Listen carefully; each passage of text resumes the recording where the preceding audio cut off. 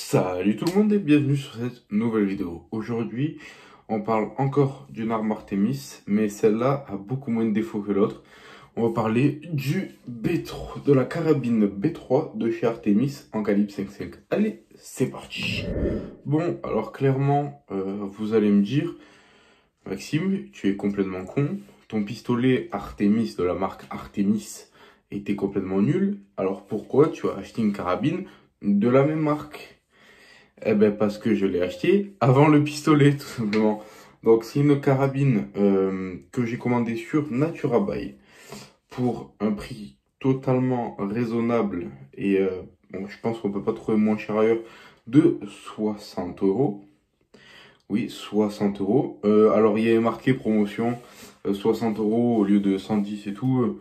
Mais clairement on peut la trouver autour des 70-80 euros sur d'autres shops. Donc en général, on peut la trouver entre 60 et 80 euros. Je sais qu'à l'heure actuelle, on la trouve à 60 euros sur NaturaBuy. Donc si elle vous intéresse, foncez parce que c'est une bonne arme par rapport au petit pistolet CP400. Donc cette carabine du coup, qui n'est pas du calibre 4.5 cette fois-ci, mais en calibre 5.5, ce qui fait que c'est du plomb beaucoup plus gros. Alors on ne dirait pas comme ça que c'est 1 mm de plus. Je vais vous montrer la différence. Donc, pour la différence des plombs, voici un plomb 4.5 et voici un plomb 5.5.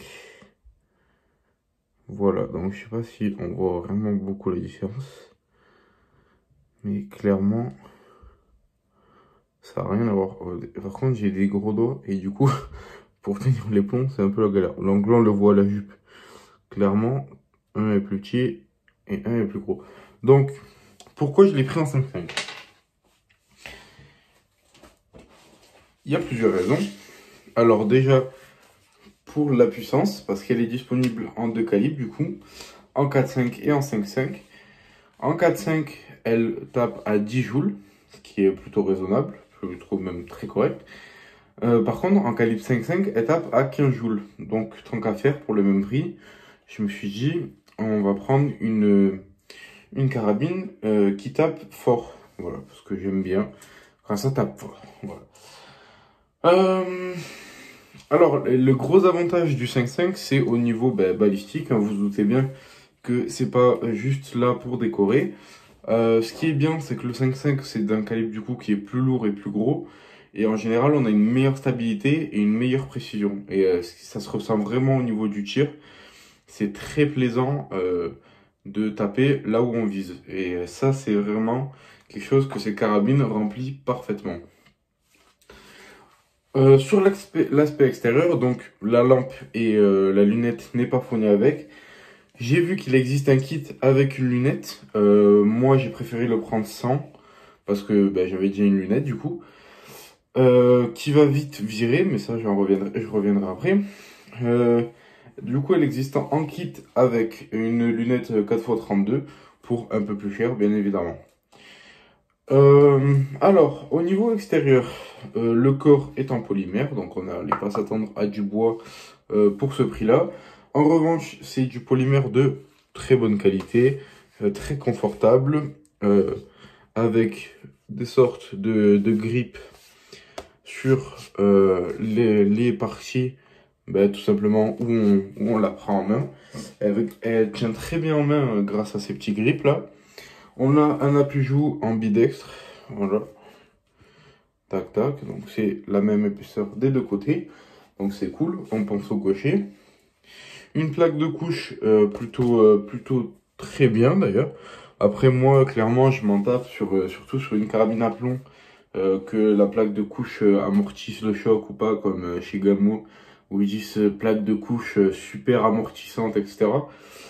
J'aime bien quand même ressentir un petit peu quand je tire, avoir quand même des petites sensations.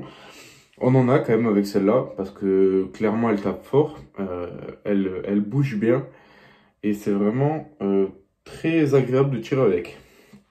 Donc le corps est en polymère, le ponté, c'est un petit point négatif, le ponté est en polymère aussi, un peu souple, mais ça va. Sinon, tout le reste est en métal, à part la visée au bout, là. Voilà. Et le petit bout de poignée pour armer. Donc, clairement, là, vous vous dites, c'est quand même bizarre pour une carabine à plomb qu'il y ait deux canons. Sauf que non, on a un canon en haut et on a un levier d'armement en bas. Quand on va tirer sur le levier d'armement, donc là, je vais pas l'armer au complet. Alors, tenez-le bien, voilà. Moi, je le tiens sur la poignée. On tire et on voit une autre trappe s'ouvrir. C'est ici qu'on va mettre le plomb, voilà. Et c'est ici, c'est en faisant cette action qu'on va comprimer le ressort. Le ressort ou le piston, ça je n'en sais rien. Alors ça c'est un point négatif, enfin, point négatif plus ou moins. Le fait d'avoir une pompe, si je puis dire, qui n'est pas raccordée au canon, c'est un point super positif ça. Par contre, ça fait que ça va être plus précis parce que c'est sûr qu'il n'y aura pas de jeu et ça va avoir tendance à plus tenir dans le temps qu'une carabine à brisure de canon classique. En revanche, sur ce modèle-là, le problème ne vient pas tant de la manivelle, enfin du levier d'armement, mais plus de la trappe. Alors oui, c'est une grande trappe, mais le problème, c'est que quand on va armer et que la trappe va s'ouvrir, si on a une lunette un petit peu correcte, ça c'est une 3 à 9 fois 40 je crois, ou 42, le truc c'est qu'elle est relativement longue, bien que je l'ai placée quand même relativement en arrière. Elle a tendance à gêner quand on va aller mettre le plomb au fond. Hop, là vous voyez, hop, vous voyez la sorte de petit, de là où ça reflète là, c'est ici qu'on met le plomb, à l'entrée du canon tout simplement. Et ça a tendance à être quand même relativement chiant pour mettre le plomb. Donc à vous de voir si vous voulez laisser les organes de visée d'origine. Vu que eux ont des fibres de verre, une rouge à l'avant et deux vertes à l'arrière. D'ailleurs, visée donc super correcte. Voilà. Si vous voulez donc du coup utiliser que les visées et à ce moment-là, vous n'aurez pas de problème pour insérer le plomb. Ou sinon, il va falloir trouver une lunette compacte. Une lunette classique, ce sera faisable.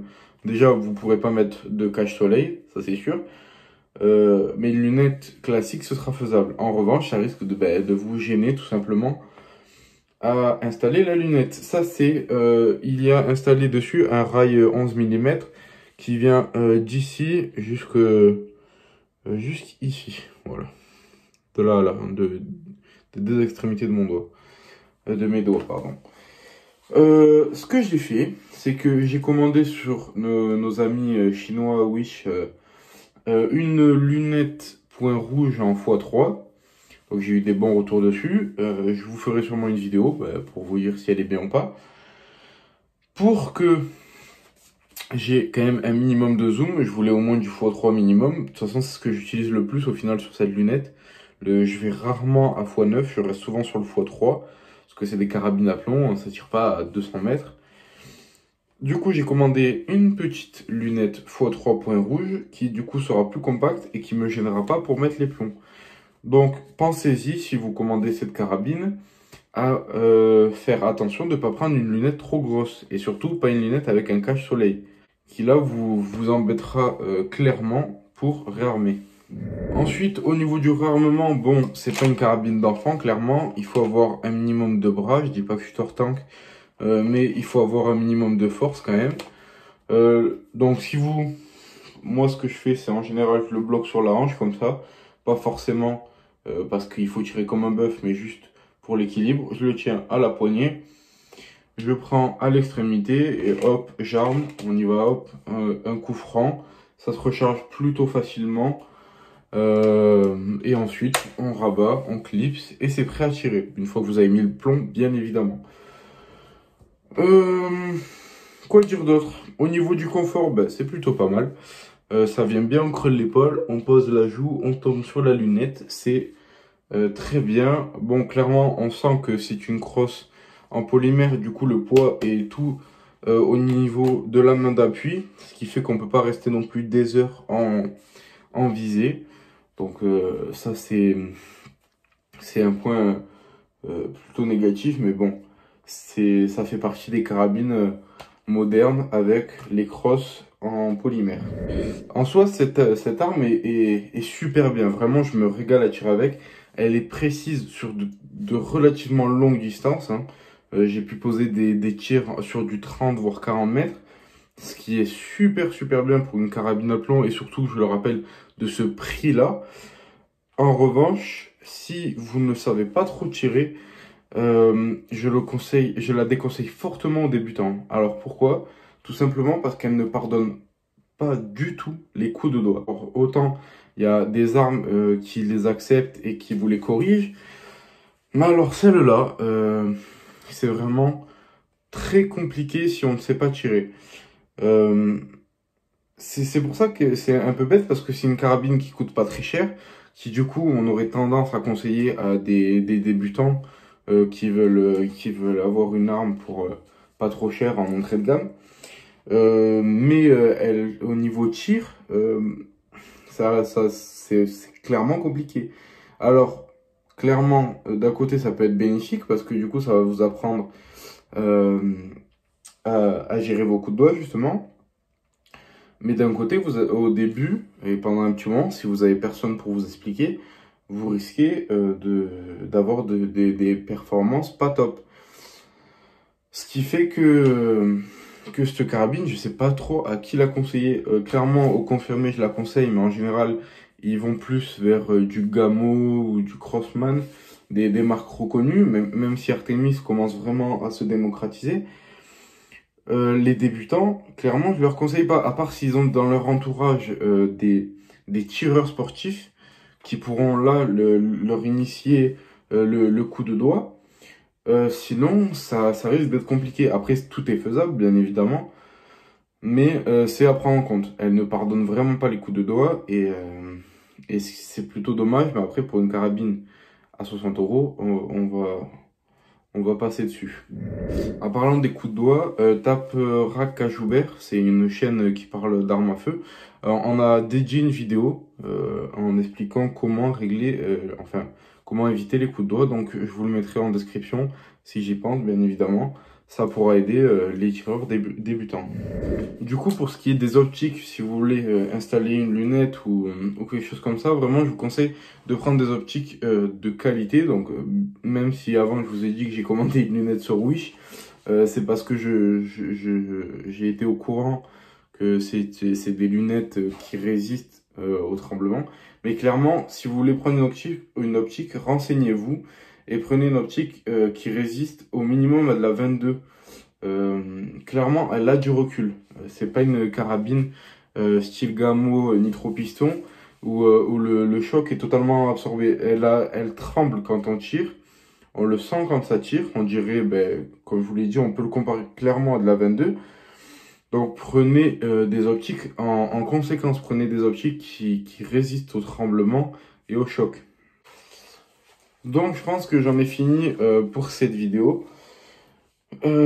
Clairement, cette carabine, elle me réconforte sur la vie de la marque Artemis parce que clairement, avec ce que j'en ai vu pour le pistolet, qui a vraiment été un désastre, ça a été une galère pas possible à le faire fonctionner.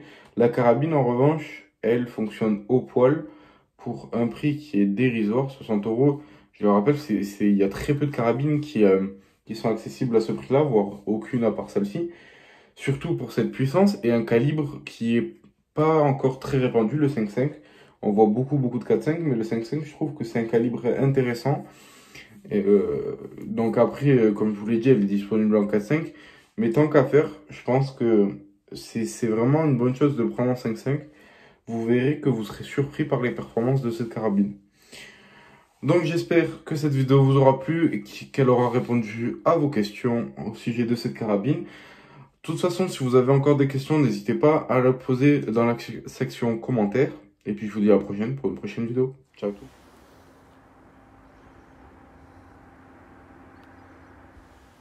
Donc ce que vous voyez là, c'est une petite vidéo que j'avais oublié de vous expliquer. Quand on tire par temps humide, et il y a de la fumée qui sort du canon. Alors c'est dû à la compression de l'humidité tout simplement. Je trouve que c'est un effet plutôt sympa, donc je voulais vous le montrer vu qu'il avait en vidéo. Je l'ai mis à la fin de la vidéo. Allez, merci d'avoir regardé jusqu'au bout.